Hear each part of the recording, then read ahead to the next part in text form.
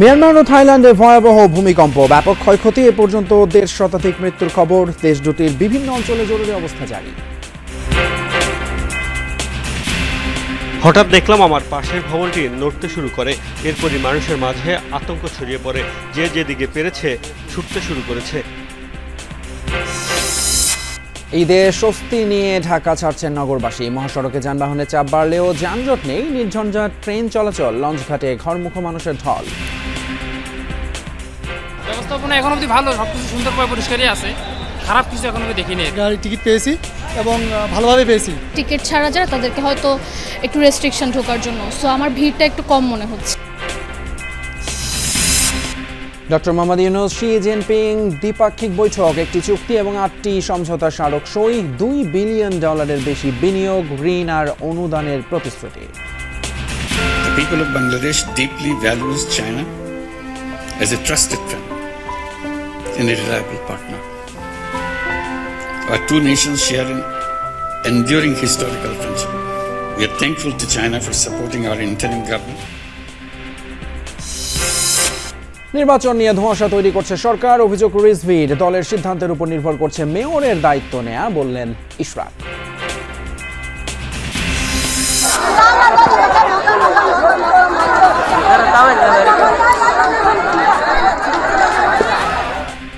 ব্রাহ্মণবাড়িয়ায় তুচ্ছ ঘটনাকে কেন্দ্র করে দুই পক্ষের তুমুল সংঘর্ষ, পূর্ব ঘোষণা দিয়ে দেশীয় অস্ত্র নিয়ে বিরোধ, আহত অন্তত ২০ জন।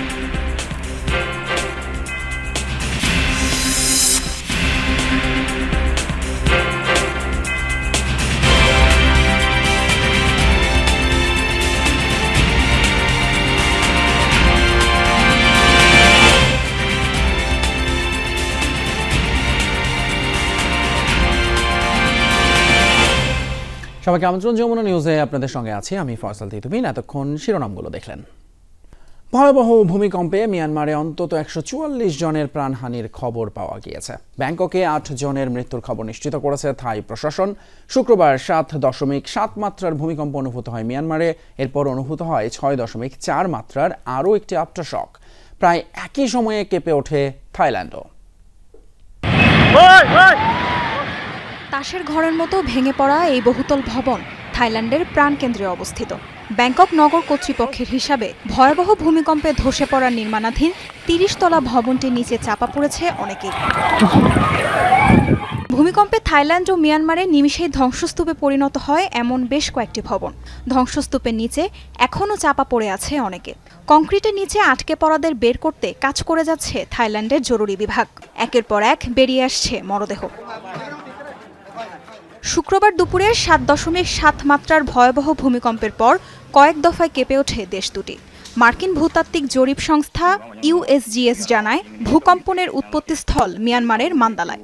ভূমি থেকে মাত্র ১০ কিলোমিটার গভীরে এর উৎপত্তি। ফলে পূর্ণ শক্তিতে আঘাত হানে প্রাকৃতিক দুর্যোগ। কম্পন টের পাওয়া গেছে ৬৫০ মাইল দূর থেকেও।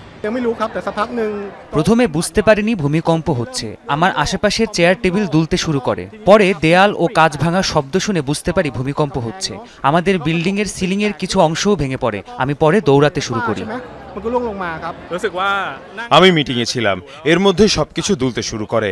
আমার মাথা ঘুরতে থাকে। আমি টেবিলের নিচে আশ্রয় নিয়ে পরিস্থিতি বোঝার চেষ্টা করছিলাম। পরে আমাদের নিরাপদে বের করে আনা হয়। হঠাৎ দেখলাম আমার পাশের ভবনটি নড়তে শুরু করে।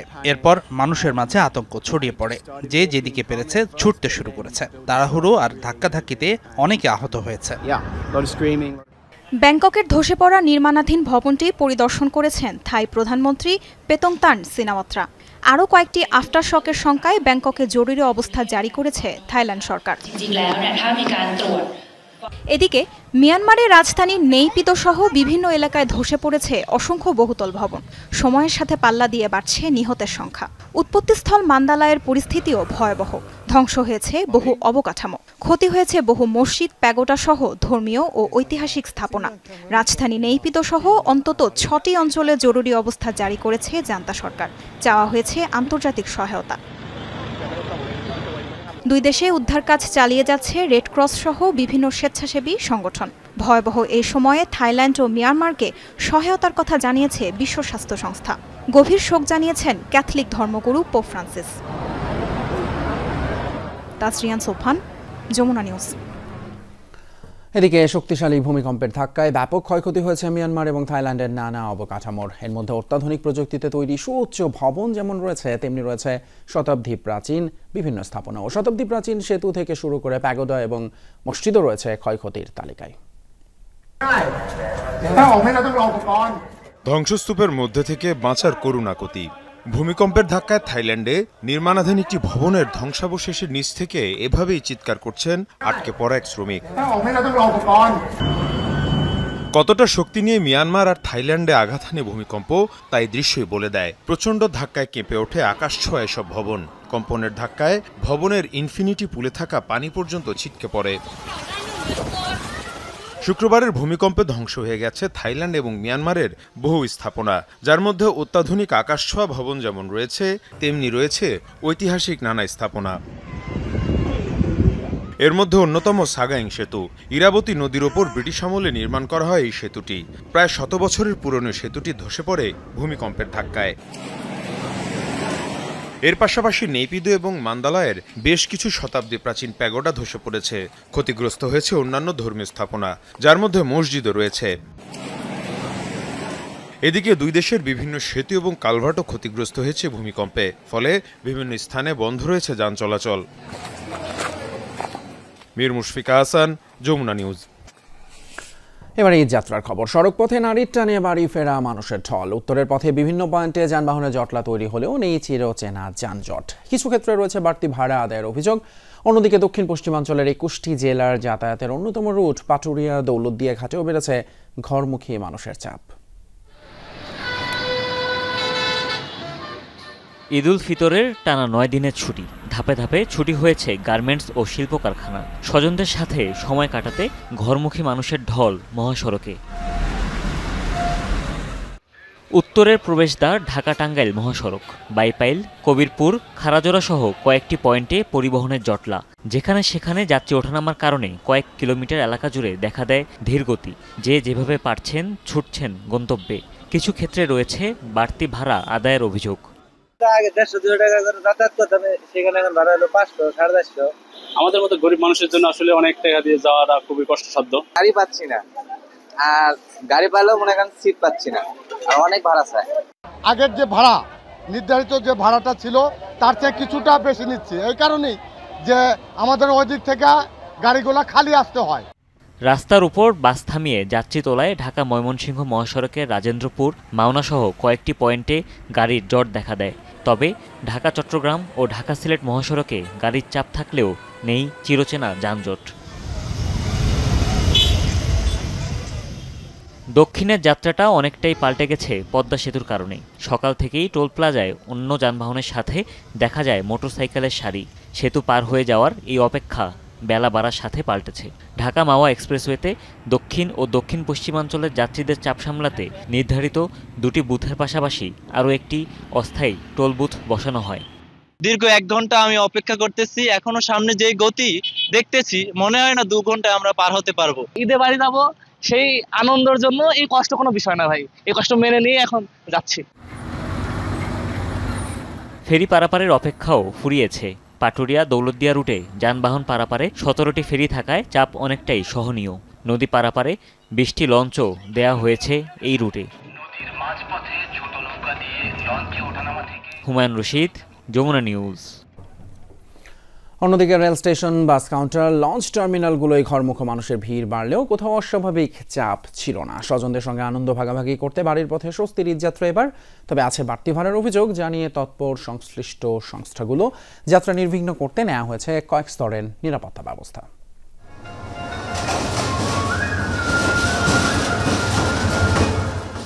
নেই চিরচেনা ভিড়, ট্রেনে ওঠার জন্য হুড়োহুড়ি, নেই শিডিউল বিপর্যয়।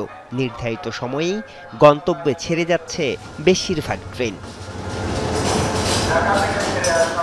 এবার দীর্ঘ ঈদের ছুটি। বেশ আগেই রাজধানী ছাড়েন ঘরমুখো মানুষ। তবে তৈরি পোশাক কারখানা সহ বেশ কিছু অফিস খোলা ছিল। আজও তারাই রাজধানী ছাড়েন বিকাল থেকে। সন্ধ্যায় এই ভিড় কিছুটা বেড়ে যায়। মনে হচ্ছে যে এবার ঈদ যাত্রাটা একটু অন্যরকম হচ্ছে, একটু ভালো লাগছে এবং ঈদের ছুটিটা একটু বেশ লম্বা হয়েছে, তাই খুব খুশি লাগছে। টিকিট ছাড়া যারা তাদেরকে হয়তো একটু রেস্ট্রিকশন ঢোকার জন্য, সো আমার ভিড়টা একটু কম মনে হচ্ছে। আসছিলাম হচ্ছে বাসে যাওয়ার জন্য, তবে বাসে টিকিট পাইনি, যার জন্য হচ্ছে ট্রেনে স্ট্যান্ডিং টিকিট করে হচ্ছে যেতে হচ্ছে। ছুটিটা একটু লং পাওয়াতে ফার্স্ট ডেতে অনেক মানুষ চলে গেছে। রাত 10টা পর্যন্ত বিভিন্ন গন্তব্যে ছেড়ে যায় 40টি আন্তনগর ট্রেন।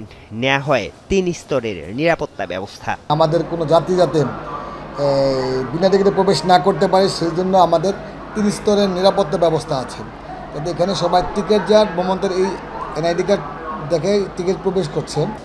বাড়তি চাপ নেই সড়ক পথেও। টার্মিনালগুলোতে ঘরমুখ মানুষের ভিড় বাড়লেও যানজট না থাকায় নির্ধারিত সময়েই ছাড়ছে বেশিরভাগ বাস। তবে বাড়তি ভাড়া নেওয়ার অভিযোগ যাত্রীদের। আমি ঢাকা টু কুষ্টিয়ার গাড়ি টিকিট পেয়েছি এবং ভালোভাবে পেয়েছি। আগে তো 300 টাকাতে চলে যেতাম, এখন 600 টাকা লাগতেছে। বিআরটির যে রেটটা আছে যে এখানে দেওয়া আছে, আমরা বিআরটির 1 টাকাও বেশি দিতে পারি না। তো রাস্তার মধ্যে একটু জ্যাম ছিল, তো আমরা এখন এইটা বন্ধ করতে যাচ্ছি যে রাস্তা যেন জ্যাম না থাকে এবং রাস্তার কোনো টিকিট যেন বিক্রি না হয়। পদ্মা সেতুর কারণে দক্ষিণাঞ্চলের সড়ক যোগাযোগ উন্নত হলেও লঞ্চ এখনও আকর্ষণীয় বাহন। তাই ঈদে ঘরমুখ মানুষের ভিড় ছিল সদরঘাট টার্মিনালে। অতিরিক্ত যাত্রী পরিবহনে কর্তৃপক্ষের নিষেধাজ্ঞা থাকলেও নিয়ম মানেননি অনেক লঞ্চ। অভিযোগ আছে বাড়তি ভাড়া নিয়েও। ব্যবস্থাপনা এখন অবধি ভালো, সবকিছু সুন্দর পরিষ্কারই আছে, খারাপ কিছু এখন অবধি দেখিনি। কেবিনের দাম আছে 800-900, কেবিন চাই 4000 টাকা। সিট পাচ্ছি না, কেবিন পাচ্ছি না, কোনো কিছুই ফাঁকা নাই। দু একটা লঞ্চ আমি দেখলাম যে একেবারে কবুতরের খোপের মতো ঢুকেছে, একটাকে ফাইন করতে বললাম। আশা করি আগামীকাল থেকে আরেকটু ডিসিপ্লিন হবে এবং রাস্তা যা দেখলাম আমি ওটুকু বলতে পারি যে অতীতের থেকে অনেক বেটার, যদিও আমি স্যাটিসফাইড না। এবার ঈদে 9 দিনের টানা ছুটি পেয়ে বাড়ি ফিরছেন অনেকেই। আরিফুর রহমান সবুজ, যমুনা নিউজ, ঢাকা। চীনের সাথে একটি চুক্তি এবং 8টি সমঝোতা স্মারক সই করেছে বাংলাদেশ। সকালে চীনের প্রেসিডেন্টের সঙ্গে দ্বিপাক্ষিক বৈঠক করেন অন্তর্বর্তী সরকারের প্রধান উপদেষ্টা প্রফেসর ডক্টর মোহাম্মদ ইউনূস। এ সময় বাংলাদেশের শান্তি, সমৃদ্ধি এবং স্থিতিশীলতায় চীনের গুরুত্বপূর্ণ ভূমিকার কথা তুলে ধরেন তিনি। একই সাথে রোহিঙ্গা প্রত্যাবাসনে চীনের শক্তিশালী ভূমিকার আহ্বানও জানান অন্তর্বর্তী সরকার প্রধান। প্রধান উপদেষ্টা ডক্টর ইউনূস এক চীন নীতির প্রতি বাংলাদেশের সমর্থনের কথা পুনর্ব্যক্ত করেন। সকালে বেইজিংয়ের গ্রেট হল অব দ্য পিপলে যান চীন সফররত প্রধান উপদেষ্টা ডক্টর মোহাম্মদ ইউনূস। লাল গালিচার সংবর্ধনায় হাস্যোজ্জ্বল করমর্দনে প্রধান উপদেষ্টাকে উষ্ণ অভ্যর্থনা জানান চীনের প্রেসিডেন্ট শি জিনপিং। স্থানীয় সময় সকাল 10টা নাগাদ বেইজিংয়ে দ্বিপাক্ষিক বৈঠক শুরু হয়। বৈঠকে রোহিঙ্গা সমস্যার সমাধানে চীনের শক্তিশালী ভূমিকা প্রত্যাশা করে বাংলাদেশ। টেকসই সমাধান খুঁজতে মিয়ানমারের সাথে আলোচনার কথা জানান শি জিনপিং। প্রধান উপদেষ্টা এক চীন নীতির প্রতি বাংলাদেশের অটল সমর্থনের কথাও জানান এবং তাইওয়ান ইস্যুতে চীনের দৃষ্টিভঙ্গিকে শ্রদ্ধা জানান। Doctor Yunus belt and road উদ্যোগে আরও সক্রিয়ভাবে বাংলাদেশের অংশগ্রহণের আগ্রহের কথা জানান এবং চীনা বিনিয়োগকেও স্বাগত জানান তিনি। এ সময় বাংলাদেশে শান্তি, সমৃদ্ধি ও স্থিতিশীলতায় বন্ধুরাষ্ট্র গুরুত্বপূর্ণ ভূমিকা রাখবে বলেও প্রত্যাশা করেন doctor Yunus. The people of Bangladesh deeply values China as a trusted friend and a reliable partner. Our two nations share an enduring historical friendship. We are thankful to China for supporting our interim government. July অভ্যুত্থানে বাংলাদেশের তরুণদের ভূমিকার কথা she জিনপিংকে জানান professor Yunus. এছাড়া বাংলাদেশের তিস্তা নদী ব্যবস্থাপনা ও পুনরুদ্ধার প্রকল্পে চীনের অংশগ্রহণকে স্বাগত জানায় বাংলাদেশ। এ সময় অর্থনৈতিক ও কারিগরি সহযোগিতা সংক্রান্ত চুক্তি ও 8টি সমঝোতা স্মারক সই হয়েছে, যার মধ্যে রয়েছে সাহিত্য, সংস্কৃতি, সংবাদ ও গণমাধ্যম বিনিময়, ক্রীড়া এবং স্বাস্থ্য খাত সম্পর্কিত সহযোগিতা। চায়নার সাথে আমাদের যে সমস্ত ইস্যুগুলো আছে, যেগুলো বিষয়ে আমরা চায়নার সত্যিকার অর্থে সাপোর্ট চাচ্ছি, সেই বিষয়গুলো উনি বলেছেন। এবং সবচেয়ে ইম্পর্টেন্ট যে জিনিস, যে প্রত্যেকটা বিষয়ে চাইনিজ প্রেসিডেন্ট পজিটিভ কনসিডারেশনের কথা বলেছেন। ওয়াটার রিসোর্স ম্যানেজমেন্টের ব্যাপারে কোঅপারেশনের কথা এসছে, সেখানে তিস্তার বিষয়টাও এসছে। আমরা আশা করছি যে বাংলাদেশের সাথে চায়নার যে সম্পর্ক, এটা সামনে আরো আমরা যে একটা নতুন স্কেলে যাবে। বৈঠকে চীনের প্রেসিডেন্ট শি জিনপিং বলেন, চীন বাংলাদেশের সঙ্গে কাজ করতে চায়। যাতে গ্লোবাল সাউথের ঐক্য ও সক্ষমতা আরও বৃদ্ধি পায়। বাংলাদেশের মতো দেশগুলোর জন্য নতুন সুযোগ তৈরিতে চীন তার অর্থনৈতিক সংস্কার আরও গভীর করবে। তিনি বাংলাদেশকে বেল্ট অ্যান্ড রোড ইনিশিয়েটিভ বাস্তবায়নে সহযোগিতা বাড়ানোর আহ্বান জানান। বৈঠক শেষে বেইজিংয়ে দ্য প্রেসিডেন্সিয়ালে চীনা ব্যবসায়ী নেতাদের সঙ্গে বিনিয়োগ সংলাপে অংশ নেন প্রধান উপদেষ্টা। আনুষ্ঠানিক বক্তব্যে নেপাল, ভুটান ও সেভেন সিস্টার্স সহ এই অঞ্চলের ভূরাজনৈতিক উন্নয়নে বাংলাদেশের গুরুত্বপূর্ণ অবস্থান তুলে ধরেন। বাংলাদেশের গার্মেন্টস শিল্পে বিনিয়োগের আহ্বান জানান চীনের ব্যবসায়ীদের। With the second largest garment manufacturers in the whole world, second largest next to China. It's not India, which is a very large country compared to us. It's not out of nowhere. They didn't know what a factory is. And who were the people who were running this? 4 দিনের সফরের তৃতীয় দিনে প্রধান উপদেষ্টা মতবিনিময় করেন চীনের বিভিন্ন উচ্চপদস্থ কর্মকর্তা এবং ব্যবসায়িক প্রতিনিধিদের সঙ্গে। আহমেদ রেজা, যমুনা নিউজ, ঢাকা। এছাড়া চীনের কাছ থেকে $2.1 বিলিয়ন বিনিয়োগ, ঋণ এবং অনুদানের প্রতিশ্রুতি পেয়েছে বাংলাদেশ। প্রধান উপদেষ্টা অধ্যাপক মোহাম্মদ ইউনূসের চীন সফরের কারণে এই প্রতিশ্রুতি এসেছে। বাংলাদেশি কর্মকর্তারা এবং ঢাকায় নিযুক্ত চীনা রাষ্ট্রদূত ইয়া ওয়ান জানিয়েছেন, চীনের প্রায় 30টি কোম্পানি $1 বিলিয়ন বিনিয়োগের অঙ্গীকার করেছে বাংলাদেশের চীনা এক্সক্লুসিভ ইন্ডাস্ট্রিয়াল ইকোনমিক জোনে। প্রধান উপদেষ্টা বাংলাদেশের উৎপাদন খাতে বিনিয়োগের আহ্বান জানানোর পর তারা এই প্রতিশ্রুতি দিল। এদিকে জিরো ওয়েস্ট আন্দোলনে গুরুত্বপূর্ণ অবদান এবং প্রচেষ্টার জন্য অন্তর্বর্তী সরকারের প্রধান উপদেষ্টা ডক্টর মোহাম্মদ ইউনূসের প্রশংসা করেছেন তুরস্কের ফার্স্ট লেডি এমিন এরদোয়ান। শুক্রবার জাতিসংঘের সাধারণ পরিষদে আন্তর্জাতিক জিরো ওয়েস্ট দিবসের উচ্চ পর্যায়ের অনুষ্ঠানে প্রধান উপদেষ্টা ডক্টর মোহাম্মদ ইউনূসের প্রতি আন্তরিক প্রশংসা করেন তুরস্কের ফার্স্ট লেডি। ফ্যাশন এবং টেক্সটাইল বর্জ্য মোকাবেলার উপর ভিত্তি করে অনুষ্ঠানের মূল প্রবন্ধ উপস্থাপন করেন ফার্স্ট লেডি এরদোয়ান। বর্তমান রৈখিক উৎপাদন ব্যবস্থার ধ্বংসাত্মক প্রভাব তুলে ধরে বিশ্বব্যাপী ভোগের ধরনে পরিবর্তনের জরুরি প্রয়োজনীয়তার উপর গুরুত্ব আরোপ করেন তিনি। পুনর্ব্যবহার, পুনর্চক্রায়ন এবং বর্জ্য হ্রাসের মাধ্যমে ভবিষ্যৎ প্রজন্মের জন্য পরিবেশ সংরক্ষণের আহ্বান জানান এরদোয়ান পত্নী। 5 বছরের আইনি লড়াই শেষে ন্যায় বিচার পেয়েছেন বলে জানিয়েছেন আদালত কর্তৃক ঘোষিত ঢাকা দক্ষিণ সিটির মেয়র ইশরাক হোসেন। দলীয় সিদ্ধান্তের উপর মেয়রের দায়িত্ব গ্রহণ নির্ভর করে বলেও জানিয়েছেন বিএনপির এই নেতা। দলের সিনিয়র যুগ্ম মহাসচিব রিজভী আহমেদ বলেছেন, জাতীয় নির্বাচন নিয়ে ধোঁয়াশা তৈরি করছে অন্তর্বর্তী সরকার। 2020 সালে অনুষ্ঠিত ঢাকা দক্ষিণ সিটি কর্পোরেশন নির্বাচনে মেয়র পদে নৌকা প্রতীকে ফজলিনুর তাপস আর ধানের শীষের হয়ে প্রতিদ্বন্দ্বিতা করেছিলেন ইশরাক হোসেন। সেই নির্বাচনের সময় গাড়িবহরে হামলা, ভোটে কারচুপির অভিযোগ তোলেন ইশরাক। ফলাফল ঘোষণার পর তা বাতিলের আবেদন জানিয়ে মামলা করেন বিএনপির এই প্রার্থী। প্রায় 5 বছর পর বৃহস্পতিবার আদালত পূর্বের ফলাফল বাতিল করে ইশরাক হোসেনকে ঢাকা দক্ষিণের মেয়র ঘোষণা করেন। এরপরই নানান মহলে আলোচনা সমালোচনা শুরু হয়। সকালে রাজধানীর নয়াপল্টনে দলের কেন্দ্রীয় কার্যালয়ে সেই সমালোচনার জবাব দেন ইশরাক। এই রায়টি হওয়ার কথা ছিল আরো 4.5-5 বছর আগে, 180 দিনের মধ্যে, কিন্তু স্বৈরাচারী শেখ হাসিনার আমলে এই রায়টি আমাকে দেয়া হয় নাই। অবৈধভাবে যে ক্ষমতা দখল করেছিল, একটা ভোট রিগিং করে যে মেয়র পদটিকে দখল করা হয়েছিল, সেটার বিরুদ্ধে যে একটা আইনি ভিত্তি প্রতিষ্ঠা করলাম, যে আমি কিন্তু হারি নাই, আমাকে হারিয়ে দেওয়া হয়েছে, অতএব সেটা কাগজে কলমে প্রতিষ্ঠা পাক, সেটাই আমাদের লক্ষ্য ছিল। ইশরাক বলেন, দলের হাইকমান্ডের সিদ্ধান্তের উপরই নির্ভর করবে তিনি মেয়র পদে যোগ দিবেন কিনা। স্থানীয় সরকার নির্বাচনের আইন অনুযায়ী নির্বাচন হওয়ার পরবর্তী 30 দিনের মধ্যে অভিযোগ করতে হয় এবং সেই 30 দিনের মধ্যেই মামলাটি করা হয়েছিল। বিএনপির সদস্য দেখে তারা যদি আমার প্রতি বৈষম্য করে, আমি যদি ন্যায় বিচার চাওয়ার জন্য যদি এখন অপরাধী হয়ে যাই, তাহলে আসলে এই ক্ষেত্রে আমার কিছু করার নাই, কিছু বলারও নাই, জনগণই সেটার বিচার করবে।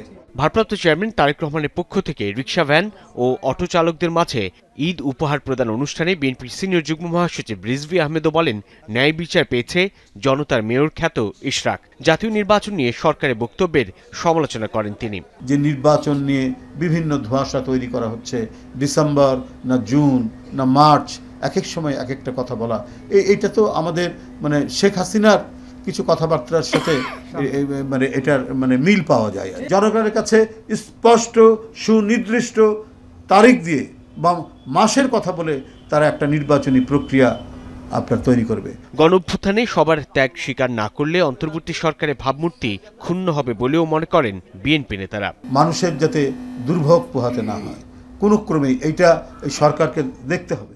সাইফুদ্দিন রবিন, যমুনা নিউজ, ঢাকা। নামাজের সময় মিছিল করার অভিযোগে সিলেটের কানাইঘাটে বৈষম্য বিরোধী ছাত্র আন্দোলনের সমাবেশের হামলার অভিযোগ উঠেছে। শুক্রবার বিকেলে কানাইঘাট উপজেলার মধ্যবাজারে এই ঘটনা ঘটে। স্থানীয়রা জানায়, ফাসিস্টদের বিচার সহ 13 দফা দাবিতে উপজেলা পরিষদ থেকে তারা মিছিল বের করে। মধ্যবাজারে সমাবেশ করতে চাইলে সেখানে উপস্থিত জনতার সাথে বাকবিতণ্ডা হয়। এক পর্যায়ে সংগঠনটির ব্যানার ছিঁড়ে ফেলা এবং কর্মীদের উপর হামলার ঘটনা ঘটে।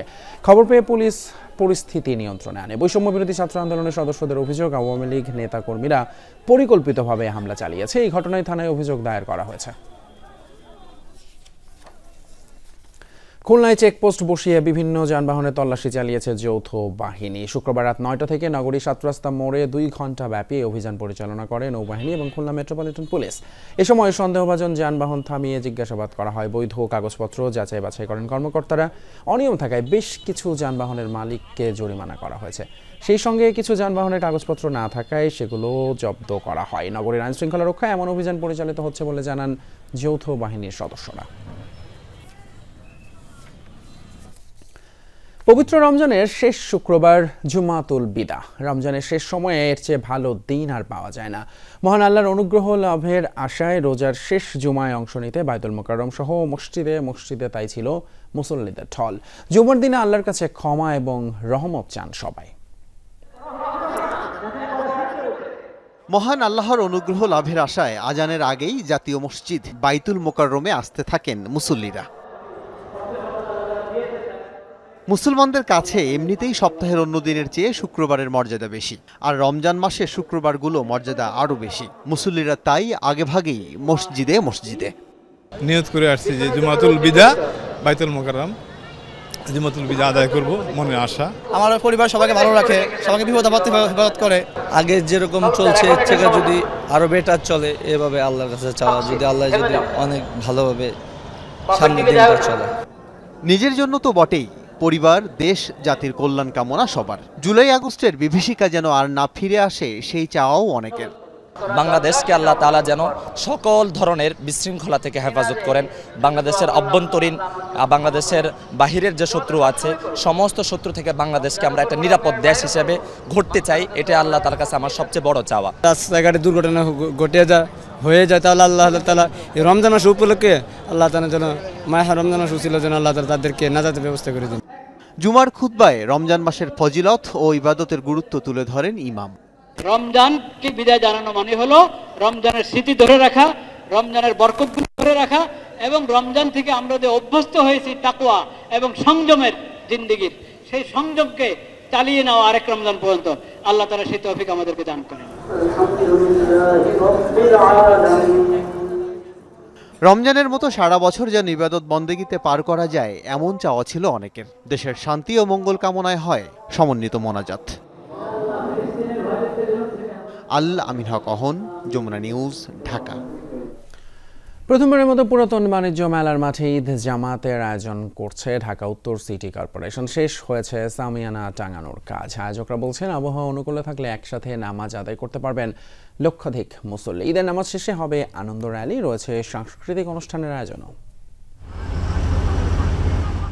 প্রথমবারের মতো ঈদ উল ফিতরের জামাত হবে পুরাতন বাণিজ্য মেলা মাঠে। লক্ষাধিক মানুষ জমায়েতের লক্ষ্যে পুরো দমে চলছে মাঠ প্রস্তুতের কাজ। আবর্জনা পরিষ্কার আর মাঠ সমতল করার তৎপরতাও চলছে জোরে সোরে। এরই মধ্যে প্রস্তুত ৪৬,০০০ বর্গফুটের শামিয়ানার মূল কাঠামো। গরমের কথা মাথায় রেখে থাকছে ৫ শতাধিক বৈদ্যুতিক পাখা। নারী ও পুরুষদের জন্য পৃথক নামাজের স্থান থাকছে মূল শামিয়ানায়। মুসল্লিদের জন্য অজু করার ব্যবস্থাও রাখা হচ্ছে ময়দানেই। ধুলোবালির কথা মাথায় রেখে ক্রমাগত চলছে পানি ছিটানোর কাজ। রবিবারের মধ্যেই মাঠ শতভাগ প্রস্তুত হবে বলে বলছেন ঠিকাদার। প্যান্ডেলের উত্তর পাশটা, হাতের ডান পাশটা হচ্ছে পুরুষদের জন্য, বাম পাশটা হচ্ছে মেয়েদের জন্য। আলাদা আমরা পর্দা দিয়ে দেব। এর ভিতরে হচ্ছে আবার এলইডি মনিটর দিয়ে আমরা হচ্ছে তাদেরকে ব্যবস্থা করে দেব, মানে ইমাম সাহেবের খুতবাটা যেন ওনারা শুনতে পান। আর এছাড়া হচ্ছে কৃষি ইউনিভার্সিটি এবং হচ্ছে পরিকল্পনা মন্ত্রণালয়ের ভিতরে আমাদের গাড়ি পার্কিং ব্যবস্থা আছে। আমাদের মোটামুটি প্রায় 2 থেকে 2,500 গাড়ির ব্যবস্থা আমরা করছি।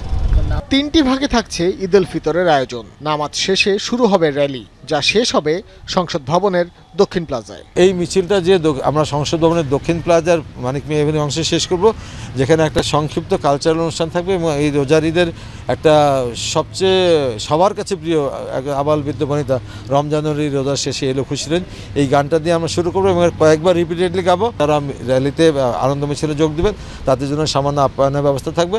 এমন আয়োজনের মধ্য দিয়ে ঢাকার মানুষ পুরাতন ঐতিহ্যের স্বাদ নিতে পারবে বলে জানান আয়োজকেরা। সময় স্বল্পতার কারণে যেহেতু আমাদের সিদ্ধান্তটা একদম 11th আওয়ার এসছে, বাট প্যান্ডেলের বাইরেও আমাদের প্রচুর জায়গা ওপেন জায়গা, যেহেতু আমরা লেভেলিং করে কার্পেটিংয়ের ব্যবস্থা থাকবে। শুধু মুসল্লিগণ এসে নামাজ পড়তে পারবে, এর বাইরেও যদি মুসল্লি বেশি হয়ে যায় তারা নিজে জায়নামাজ নিয়ে আসে সেখানেও পড়তে পারবে। বড় জামাতগুলোতে যেভাবে হয় শোলাকিয়ার মাঠে একই হয়, যে তার আসলে মানুষের রেসপেক্ট লিমিট করা খুব ডিফিকাল্ট, কতজন আসবে বলা মুশকিল। আমাদের একটা ধারণা থেকে আমরা এই প্রায় লাখখানেক লোকের আয়োজনের ব্যবস্থা করেছি। খোলা ময়দানে ঈদের একমাত্র জামাত হবে সকাল 8টায়। 1 ঘন্টা পর বের হবে ঈদের শোভাযাত্রা। এই আয়োজনে অংশ নিতে ঢাকাবাসীর প্রতি আহ্বান জানিয়েছে ঢাকা উত্তর city corporation. Bhaskar Bhaduri, Jamuna news, Dhaka. শেষ সময়ে জমজমাট ঈদ বাজার। দক্ষিণ এশিয়ার বৃহত্তম shopping mall Jamuna Future Park ও ক্রেতাদের ভিড়ে সরগরম। পরিবার পরিজন নিয়ে স্বাচ্ছন্দ্যেই ক্রেতারা করছেন ঈদের কেনাকাটা। একই ছাদের নিচে সব পণ্য পেয়ে খুশি তারা। আর ব্যবসায়ীরাও বলছেন শেষ সময়ে জমে উঠেছে বেচাকেনা। দরজায় করা নাড়ছে পবিত্র ঈদ উল ফিতর। শেষ সময়ে জমে উঠেছে কেনাকাটা। দক্ষিণ এশিয়ার বৃহত্তম শপিং মল যমুনা ফিউচার পার্কেও ক্রেতাদের ভিড়ে সরগরম। বর্ণিল সাজে সেজেছে আউটলেটগুলো। শেষ সময়ে পরিবার পরিজন নিয়ে ঈদের কেনাকাটায় ব্যস্ত ক্রেতারা। এক ছাদের নিচে সব পণ্য পেয়ে খুশি তারা। ব্যবসায়ীরাও বলছেন জমে উঠেছে বেচাকেনা। শুরু থেকে এই পর্যন্ত আমরা যথেষ্ট পরিমাণ ভালো সার্ভিস দিছি, কাস্টমারের সন্তুষ্ট, সবাই সন্তুষ্ট। আমার কাছে পাকিস্তানি কাপড়টা অনেক কমফোর্টেবল লেগেছে, কটন যেটা অনেক মানে কমফোর্টেবলি ওয়্যার করা যায় এগুলো। ফ্যামিলির জন্য সবার জন্য কেনা শেষ, এখন নিজের জন্য দেখছি একটা কিনতে পারি কিনা। নিজের জন্য প্যান্ট নিলাম, বাবার জন্য পাঞ্জাবি নেব, আর নিজের জন্য জুতা নেব।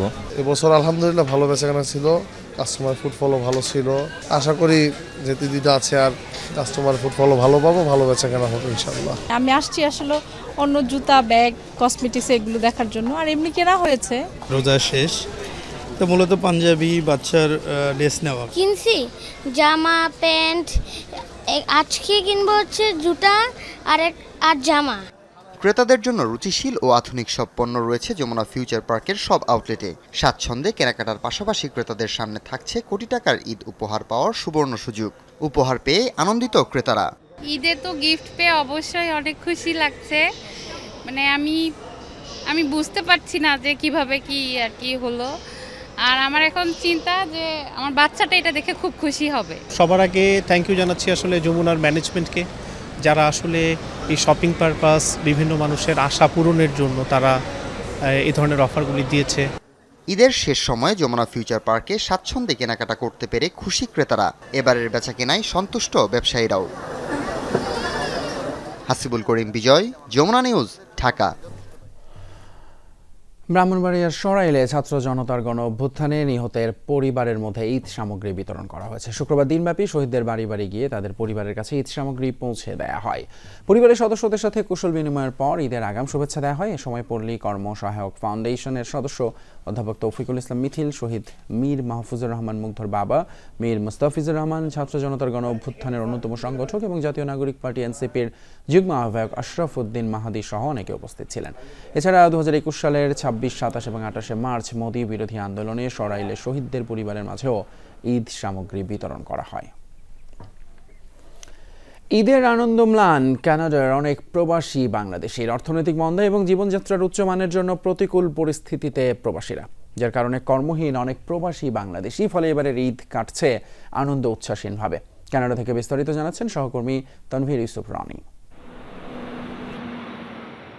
উত্তর আমেরিকার দেশ কানাডায় বর্তমানে বাস লাখেরও বেশি বাংলাদেশির। সফল ও উন্নত জীবনের আশায় গেল 2-3 বছরে দেশটির টরন্টো, মন্ট্রিয়াল, অটোয়া, কালগেরি সহ বিভিন্ন শহরে পাড়ি দেয় বহু বাংলাদেশি। তবে অর্থনৈতিক মন্দা, ভাষাগত পার্থক্যে জীবনযাত্রার উচ্চমানের পাশাপাশি নানা রকম প্রতিকূলতার মুখোমুখি প্রবাসী বাংলাদেশিদের অনেকেই। বিশেষ করে গেল কয়েক বছরে যারা কানাডায় এসেছেন তাদের অনেকেই রয়েছেন কর্মহীন অবস্থায়। ফলে ঈদের আনন্দ আর উচ্ছ্বাস নেই এসব প্রবাসী বাংলাদেশিদের মাঝে। আজকে 11 মাস 12 মাস হয়ে গেল, কাজের কোনো ইয়ে নেই। কাজ পাওয়া বড় কঠিন ব্যাপার। কানাডাতে আসতে হলে আমরা তো প্রথমে জানি না যে কীরকম কী, যে স্বপ্নের দেশ কানাডা চলে আসলাম। কানাডাতে আসতে হলে যাই না বুঝনা বুঝতে আসতে হয়, শিক্ষা লাগে, ভাষাগত প্রবলেম। কাম করি মালিকে আমরা টেকা দেয় না, তো ওদের সামনে যদি একটা ঈদ আইতেছে 25 সালে, যে বাড়ি করে যে টেকা দিব বাচ্চা কাচ্চারে ফ্যামিলিরে, দিতাম পারবো কিনা না, আমরা তো দিতাম পারতাম না। এর পাশাপাশি ভুয়া নথির মাধ্যমে যারা কানাডায় এসেছেন এদের বেশিরভাগই চাকরির পাশাপাশি হারাচ্ছেন থাকার সুযোগও। বেশিরভাগ লোকই সরকারি সহযোগিতার উপরে নির্ভরশীল এবং সরকার থেকে যে টাকাটা তারা পায় সেটা দিয়ে তারা নিজেরা কানাডায় ভরণ পোষণ খরচ ইত্যাদি বহন করার পরে দেশে পাঠানোর মতো আর তাদের হাতে অবশিষ্ট টাকা খুব একটা থাকে না। এর পাশাপাশি বিভিন্ন এজেন্সির মিথ্যা মামলার কারণেও স্থানীয় প্রশাসনের চাপের মুখে পড়ছেন প্রবাসীরা। এমনিতেও এখন কানাডায় একটা জব ক্রাইসিস চলছে, আনএমপ্লয়মেন্ট রেট অনেক বেড়ে গেছে। সেই জন্য কিছু সংখ্যক বাংলাদেশি আমরা শুনেছি যে কিছু সংখ্যক বাংলাদেশি হয়তো চাকরি পাচ্ছেন না বা চাকরি হারিয়েছেন। এখন এখানে এই চাকরির বিষয়টা সম্পূর্ণভাবেই প্রাইভেট সেক্টরের হাতে। কাজেই কানাডিয়ান সরকারের কাছেও, নাগরিক না হলে কানাডিয়ান সরকারের কাছেও সেভাবে আবেদন করার বিষয়টা ঠিক এদের সরকারি কার্যক্রমের মধ্যে পড়ে না। এই অবস্থায় সংকটে পড়া এসব বাংলাদেশিদের সহায়তায় এগিয়ে এসেছেন প্রবাসীরা। Tanvir Yusuf Roni, Jamuna news, Canada. ফিনল্যান্ডের সিটি কর্পোরেশন নির্বাচনে চলছে শেষ মুহূর্তে প্রস্তুতি। স্থানীয় প্রার্থীদের পাশাপাশি প্রতিদ্বন্দ্বিতা করছেন প্রবাসী বাংলাদেশিরাও। নির্বাচনী প্রচারণায় মুখর রাজধানী হেলসিঙ্কির সিটি কর্পোরেশন এলাকা। শেষ মুহূর্তে ভোটারদের দাঁড়ে দাঁড়ে ছুটছেন প্রার্থীরা, চালিয়ে যাচ্ছেন জোর প্রচারণা। জয় পরাজয় নয়, প্রবাসীদের অধিকার আর কল্যাণে মুখ্য ভূমিকা রাখাই উদ্দেশ্য বলে উল্লেখ করেন বাংলাদেশি প্রার্থীরা। প্রবাসীদের কাজের সুযোগ বৃদ্ধি, ভাষা শিক্ষার ব্যবস্থা এবং বিভিন্ন সামাজিক সুযোগ সুবিধা নিশ্চিত করা সহ নানান পরিকল্পনা তুলে ধরছেন তারা। বিভিন্ন অনুষ্ঠানে অংশ নেওয়া সহ সামাজিক যোগাযোগ মাধ্যমে প্রচারণা চালাচ্ছেন প্রার্থীরা। এখানে যদি আপনার মতামত যদি প্রতিফলিত করতে চান, আপনাকে অবশ্যই ক্ষমতার কেন্দ্রে যেতে হবে। আপনার কথা বলার মতো মানুষকে আপনি ক্ষমতায় নিয়ে যেতে হবে। ইমিগ্রেন্টদের বিভিন্ন সুযোগ সুবিধার জন্য কাজ করতে, প্লাস যেই নতুন নতুন আরও আইন আসছে ইমিগ্রেন্টদেরকে থাকা এখানে কঠিন করে দেওয়ার জন্য, সেগুলোর বিরুদ্ধে আমরা ফাইট করব। মালয়েশিয়ায় বাংলাদেশ হাইকমিশন কার্যালয়ের ঠিকানা পরিবর্তন করা হয়েছে। আগামী শুক্রবার থেকে নতুন ঠিকানায় সকল কার্যক্রম পরিচালিত হবে। বাংলাদেশ হাইকমিশন জানায় নতুন কার্যালয়টি রাজধানী কুয়ালালামপুরের লোরং ইয়াপকান সেং এলাকার 8 নম্বর সড়কে অবস্থিত। পূর্বের মতোই সকল প্রয়োজনীয় সেবা প্রদান করা হবে সেখানে। প্রবাসীদের যে কোনো প্রয়োজনে নতুন ঠিকানায় যোগাযোগ করার আহ্বান জানায় কর্তৃপক্ষ। হাইকমিশনের নিজস্ব ওয়েবসাইটে এই বিষয়ে বিস্তারিত তথ্য পাওয়া যাবে বলে জানানো হয়। ওয়েবসাইটে নতুন কার্যালয়ের টেলিফোন এবং ফ্যাক্স নাম্বার সহ গুগল ম্যাপ লোকেশন উল্লেখ আছে বলেও জানান সংশ্লিষ্টরা। ওমানে উদযাপিত হয়েছে স্বাধীনতা দিবস। বাংলাদেশ স্কুল অব মাস্কাটের উদ্যোগে করা হয় এই আয়োজন। বৃহস্পতিবার স্কুলের একটি হল রুমে আয়োজন করা হয়। এ সময় স্কুলের শিক্ষার্থীদের মাঝে দিবসটির তাৎপর্য তুলে ধরেন অনুষ্ঠানের প্রধান অতিথি আব্দুল মজিদ বিশ্বাস। এ সময় বিশেষ অতিথি ছিলেন মোহাম্মদ ইকবাল। স্কুলের ভারপ্রাপ্ত অধ্যক্ষ তার বক্তব্যে শিক্ষার্থীদের আদর্শ নাগরিক হিসেবে গড়ে ওঠার আহ্বান জানান। অনুষ্ঠান শেষে বিজয়ী শিক্ষার্থীদের হাতে সম্মাননার সনদ তুলে দেওয়া হয়। অস্ট্রিয়ার রাজধানী ভিয়েনায় বাংলাদেশ দূতাবাসে মহান স্বাধীনতা দিবস উদযাপিত হয়েছে। বাংলাদেশের 55তম স্বাধীনতা দিবসের আয়োজনে সভাপতিত্ব করেন রাষ্ট্রদূত তৌফিক হাসান। সঞ্চালনা করেন দূতাবাস এবং স্থায়ী মিশনের প্রধান সচিব জিয়াউল ইসলাম চৌধুরী। পবিত্র কোরআন তেলাওয়াত করে শুরু হয় অনুষ্ঠান। পরে জাতীয় স্মৃতিসৌধের প্রতিকৃতিতে পুষ্পস্তবক অর্পণ করা হয়। পাঠ করা হয় বাংলাদেশের রাষ্ট্রপতি, প্রধান উপদেষ্টা এবং পররাষ্ট্র উপদেষ্টার বাণী। এ সময় সংক্ষিপ্ত বক্তব্য রাখেন অস্ট্রিয়া বিএনপির প্রধান উপদেষ্টা ফজলুর রহমান বকুল, সভাপতি নিয়ামুল বশির এবং বাংলাদেশ অস্ট্রিয়া সমিতির সহ সাধারণ সম্পাদক আক্তারুজ্জামান শিবলি। অনুষ্ঠানে প্রবাসী বাংলাদেশিদের বিভিন্ন সংগঠনের শীর্ষ নেতারা উপস্থিত ছিলেন। এদিকে ওমানে বাংলাদেশ দূতাবাসের উদ্যোগে উদযাপিত হলো মহান স্বাধীনতা দিবস। দূতাবাস প্রাঙ্গণে জাতীয় পতাকা উত্তোলনের মধ্য দিয়ে শুরু হয় দিনব্যাপী কর্মসূচি। এ সময় অস্থায়ী স্মৃতিসৌধে পুষ্পস্তবক অর্পণ, সভা এবং প্রামাণ্যচিত্র প্রদর্শনের মাধ্যমে পালিত হয় দিনটি। ওমানে নিযুক্ত বাংলাদেশের রাষ্ট্রদূত খন্দকার মিসবাউল আজিমের সভাপতিত্বে আলোচনা সভায় প্রধান উপদেষ্টা এবং পররাষ্ট্র উপদেষ্টার বাণী পাঠ করেন দূতাবাসের কর্মকর্তারা। আলোচনা সভায় উপস্থিত ছিলেন বিভিন্ন রাজনৈতিক, সামাজিক এবং পেশাজীবী সংগঠনের প্রধানেরা। প্রবাসীদের যে কোনো সমস্যায় দূতাবাসের দরজা সবসময় খোলা বলে জানান রাষ্ট্রদূত।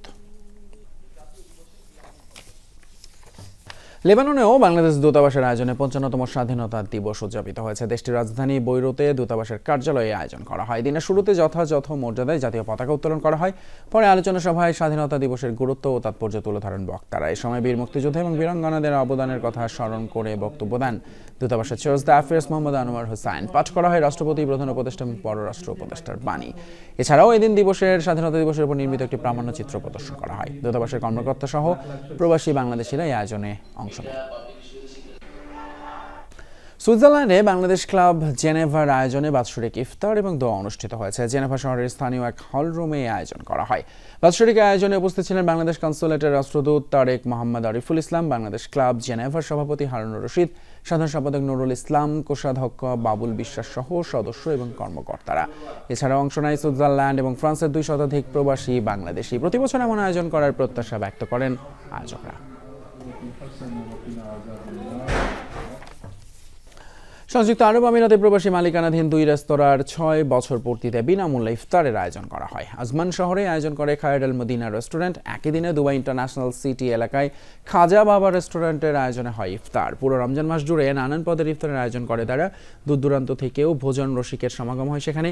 প্রবাসীদের পাশাপাশি ইফতারে অংশ নেয় স্থানীয়রা। আমিরাতের প্রতিটি প্রান্তে দেশি খাবারের স্বাদ পৌঁছে দিতে চান রেস্টুরেন্ট মালিকরা। এতে ব্যবসায়িক লাভের পাশাপাশি প্রবাসীদের কর্মসংস্থানের সুযোগ বাড়বে বলে মত তাদের। এখানকার খাবারের মান, তারপরে আপনার এখানকার সিস্টেম খুবই ভালো লাগে। আমার ভালো লাগার কারণেই আমার বারবার এখানে আসা। এই তো আমরা বাংলাদেশে একটা রেস্টুরেন্টে এখানে আসছি, আমাদের ফ্যামিলি নিয়ে এখন খাওয়া দাওয়া করবো, এটা আমাদের একটা গর্ব ফিল না? গত 5 বছর যাবত ভালোই চলতেছে আমাদের, এবং আমরা আমাদের মদিনার পাশাপাশি আরো 2টা রেস্টুরেন্ট আমাদের আছে।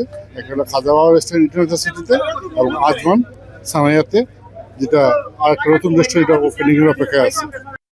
এদিকে সৌদি আরবে অনুষ্ঠিত হয়েছে 4 দিন ব্যাপী sports festival. Green Bangla sports ক্লাবের 25 বছর পূর্তিতে আয়োজন হয়। সংগঠনের ম্যানেজার ফখরুল ইসলামের পরিচালনায় অনুষ্ঠানে প্রধান অতিথি হিসেবে উপস্থিত ছিলেন সাবেক জাতীয় ক্রিকেট দলের অধিনায়ক মোহাম্মদ আশরাফুল।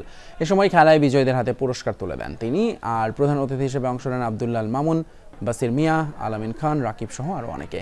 অনুষ্ঠানে অংশ নেয় প্রবাসের 24টি ক্রিকেট, 24টি ফুটবল এবং 16টি ব্যাডমিন্টন টিম এবং অনূর্ধ্ব 15 ফুটবলের 2টি টিম। খেলাধুলা উপভোগ করতে আসে প্রবাসীদের জন্যও ছিল নানান রকম আয়োজন। ব্রাহ্মণবাড়িয়ার নাসিরনগরে তুচ্ছ ঘটনাকে কেন্দ্র করে সংঘর্ষে জড়িয়েছে 2 পক্ষ। 2 ঘন্টার সেই সংঘর্ষে আহত হন অন্তত 20 জন। শুক্রবার বিকেলে উপজেলার চাতুলপাড় ইউনিয়নের ঘুজিয়াখাই গ্রামে এই সংঘর্ষ হয়। স্থানীয়রা জানায় 15-20 দিন আগে স্থানীয় রোশনা বেগমের কয়েকটি হাঁস ঘুজিয়াখাই গ্রামের জয়দর মিয়ার ফসলি জমিতে ঢুকে পড়ে। আর এতেই ক্ষুব্ধ হয়ে জমির মালিক মারধর করেন হাঁসপালককে। ঘটনার 2 দিন পরে জয়দর মিয়াকে মারধর করে প্রতিশোধ নেয় রোশনার লোকজন।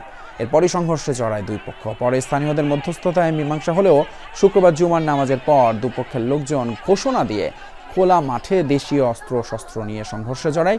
বিকেল 3টা থেকে 5টা পর্যন্ত টানা 2 ঘন্টা চলে এই সংঘর্ষ। হবিগঞ্জে চুরির অপবাদ দিয়ে এতিমখানার এক শিশুকে খুঁটিতে বেঁধে বেধড়ক মারধরের অভিযোগ উঠেছে।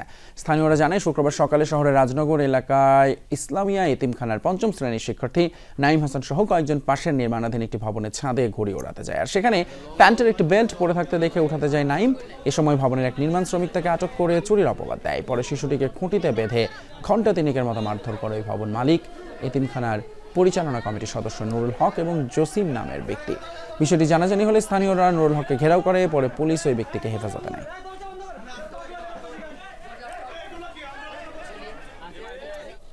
এই ছিল আমাদের এখনকার যমুনা নিউজে। এতক্ষণ সাথে থাকার জন্য ধন্যবাদ আপনাদের সবাইকে।